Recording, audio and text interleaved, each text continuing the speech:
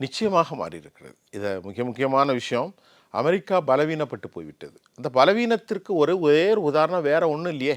இன்றைக்கே ஹெர்மூஸில் அமெரிக்காவே பெர்மிஷனோடு சரக்குகளை விற்க ஆரம்பிச்சிட்டாங்களே. அமெரிக்காவுடைய டாலர் டிரான்சாக்ஷன் இல்லாமல் யுவானிலோ அல்லது இந்திய பணத்திலோ அல்லது கடனிலோ போக ஆரம்பித்து விட்டதே. ஈரானிலிருந்து எதுவுமே போகக்கூடாது. ஈரானுடைய 47 ஆண்டுகளாக 1979 பொருளாதார தடை. அதை தாக்குப்பிடித்து நின்றவர்கள் இன்றைக்கு ஒரு 3 வாரத்திலே அவர்கள் சரக்கை விற்க ஆரம்பித்து விட்டார்கள். நல்லா புரிந்து ஈரான் எண்ணெய்கள் மேல இருந்த தடை வந்து நீக்கிட்டாங்க. இப்போ மத்திய கிழக்கில் சவுதி அரேபியா ஒரு விஷயத்தை சொல்லிட்டு, சவுதி அரேபியாவில் இப்போ பணம் இருக்காது. நான் ஏற்கனவே சொல்லியிருக்கேன்னு நினைக்கிறேன். $15 பில்லியன் மட்டும்தான் கையிருப்பு யுனைடெட் அரப் எமிரேட்ஸில். $11 பில்லியன் கத்தர் இடத்துல கையிருப்பு. இதை வைத்து நான் எமிரேட்ஸ் போன்ற விமானங்களை இயக்கிக் கொள்வேன் என்று சொல்லிவிட்டார்கள்.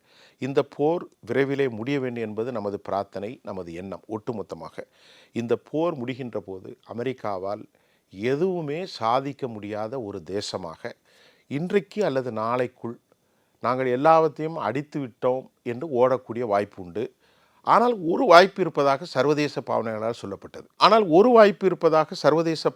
பார்வையாளர்களாக சொல்லப்பட்டது. அது என்னவென்றால், இந்த நேற்று இறங்கினார்கள் அல்லவா, எங்கே அந்த விமானத்தை, இதே போன்று இஸ்பஹானில் இறங்கி எதையாவது ஒன்றை தூக்கி கொண்டு ஓடிவிட்டு நாங்கள் அணு ஆயுதத்தினுடைய என்ட்ரி செய்யப்பட்ட யுரேனியத்தை தூக்கிவிட்டோம் என்று சொல்வதற்கு ஒரு வாய்ப்பு இருப்பதை போன்று சொல்லப்பட்டது. இப்போது அதற்கும் வாய்ப்பில்லை.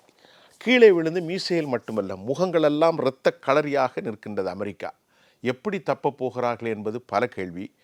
இறுதியாக நீங்கள் சொன்னதுதான், மத்திய கிழக்கு மட்டுமல்ல, இந்த போர் முடிகின்ற போது உலகத்தின் முகம் மாறப்போகிறது, இராணுவ வல்லமை மாறப்போகிறது.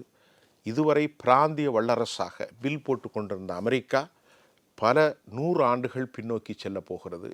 ஒரு தனி மனிதனின் தவறு அமெரிக்காவுக்கு பெரும் இழிவையும் பொருளாதார சிக்கலையும் ஏற்படுத்தும். இப்பொழுதே டாலரைசேஷன் வந்துவிட்டது. சரக்குகள் ஹெர்மூஸிலிருந்து உலகம் முழுவதும் விநியோகப்படுது. அதை நிறுத்துவதற்கு அமெரிக்காவால் எந்த சக்தியும் இல்லை. பிராந்திய வல்லரசாக உருவாக்கியிருந்த இஸ்ரேலுக்கு எதிராக இனி எல்லோரும் களமமைக்கப் போகிறார்கள். இவர்களுடைய சரக்குகளின் வல்லமை தெரிந்துவிட்டது.